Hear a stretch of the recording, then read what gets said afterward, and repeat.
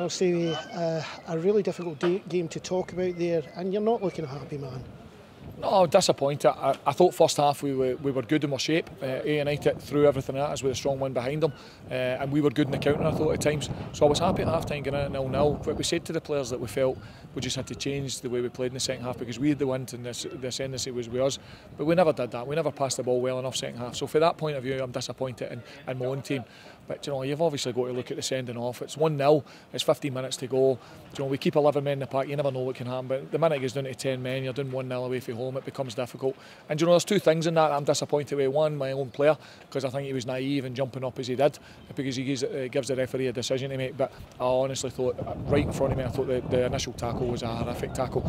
And if the retaliations are sending off, then the initial tackles are sending off. So it's the inconsistency of the decision making by the officials that, you know, has really disappointed me. There were a few tasty tackles all the way through that game as well, as you would expect in a sort of local derby kind of match, but it did get out of hand at times, didn't it? It did. I mean, that's a derby. You know, Ian's got his players fired up. I've got my players fired up. You know, I just felt the referee at times didn't handle decision making as well as he could have done, and on a number of occasions, you know, he probably United feel hard done by at times, and so do we. But the sending off I don't have an issue with, because Scott Robertson jumped up and retaliated, and rightly so, by the laws of the game he deserved to go. But if he deserves to go for that, then the initial tackle is a sending off, and that's what disappointed, because then when you go down to 10 men with 15 minutes to go, that gives United an obvious lift at home. You were saying to the other press there that you're a bit disappointed in your team when you'd wanted them to use the wind in the second half. They didn't use it as well as you thought they could. No, we didn't have enough shots at United's goal in the second half, and I don't think offensively we were good enough. Our patterns of play weren't good enough. We didn't get any wide areas, get enough crosses in the box. We spoke about that and the need for that at half time, and we didn't do that well enough. So we've got to take responsibility for that. Well, Ian, it was totally exciting all the way through that match. Great scoring opportunities. I think fans in the stand yelling more than they have for ages. But the main thing is 3 good points. Yeah, it was, and thoroughly deserved. I said to the written media that, you know, at one point in the second half and in the first half, I thought this is Groundhog Day. And you know, when Michael Rose, who was otherwise outstanding again, missed his header, which was just a really, really easy chance, and Murray missed his chance. But we went with the 3 strikers, and it paid off and changed the shape a little bit, and we got our rewards. And you know, I must say that I think you mentioned the stand was a bit more buzzing today. I think our whole club should be absolutely buzzing, and I don't think it is enough. We've scored 52 goals. You know, we're the top scorers in the whole of Britain. I'm not sure any of the United teams scored 52 goals before October.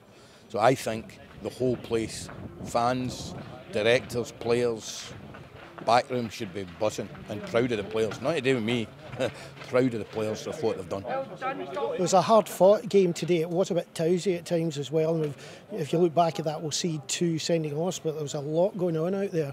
Yeah, well, the only thing I'll say was I think young Turner's got to be sent off, and I know his dad, so it's hard for me to say that his dad's a great guy, but it was a Stonewall red card, and I think that set the tone to what happened after, so I wouldn't blame the Stranraer players for that. There was a really bad challenge in the first minute of the game, and Andy Geoghegan didn't really go over it. I had to take him off. He's got to show more discipline than that, but I had to take him off. But the boy clearly went over the ball. You know, it's a tackle that people in the game know. It's a poor challenge. Yeah, I mean, I wouldn't say I wouldn't point any blame at a lot of the Stranraer players, because I think if action had been taken, then it wouldn't have happened.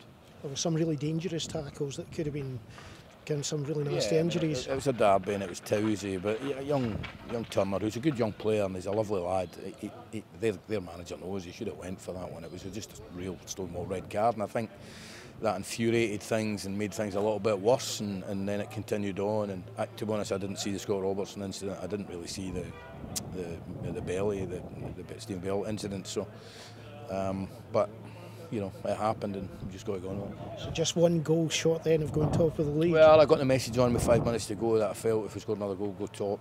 And to be honest, with 2 or 3 great chances, you'd expect Alan Forrest to come inside, just slot that in the net at the end. But we've only got ourselves to blame. You look at the 2 home draws in the game at Raith, we could be pretty comfortable. But the team is shaping well, and that's the 4th clean sheet in 5 games for, you know, according to some of our supporters, a much maligned defence. But you know, they've kept 4 clean sheets in the last 5 games.